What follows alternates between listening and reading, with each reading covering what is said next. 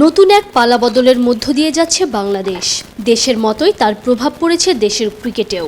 সেই পালাবদলে এবার বদলাতে হয়েছে মুশফিকুর রহিম, মুমিনুল হকদের পাকিস্তান সফরও। আগের সূচি অনুযায়ী ৬ আগস্ট ২টা ৪ দিনের টেস্ট আর ৩টা ওয়ানডে ম্যাচ খেলার জন্য ইসলামাবাদে পা রাখার কথা ছিল বাংলাদেশ এ দলের। তবে দেশের এমন পরিস্থিতির জন্য নির্ধারিত সময়ে উড়াল দিতে পারেনি ক্রিকেটাররা, তাই সূচিতে আনা হয়েছে পরিবর্তন। বুধবার এক বিবৃতিতে এ দলের সূচিতে পরিবর্তন আনার বিষয়টা নিশ্চিত করেছে বাংলাদেশ ক্রিকেট বোর্ড।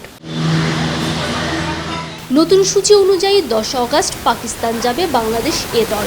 আগের সূচি অনুযায়ী ১০ তারিখেই প্রথম ৪ দিনের ম্যাচ হওয়ার কথা থাকলেও ম্যাচ হবে ১৩ আগস্ট।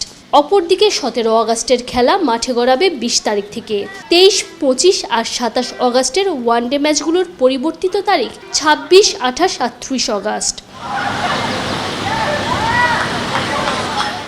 সব ঠিক থাকলে ১৬ আগস্ট বাংলাদেশ জাতীয় ক্রিকেট দল উড়াল দেবে পাকিস্তানে। মুশফিক, মুমিনুলরা এ দলের হয়ে প্রথম ৪ দিনের ম্যাচ খেলবেন, এরপর যোগ দেবেন জাতীয় দলের অনুশীলনে। প্রথম টেস্ট মাঠে গড়াবে ২১ আগস্ট থেকে। তানজিম ঐশী, অলরাউন্ডার।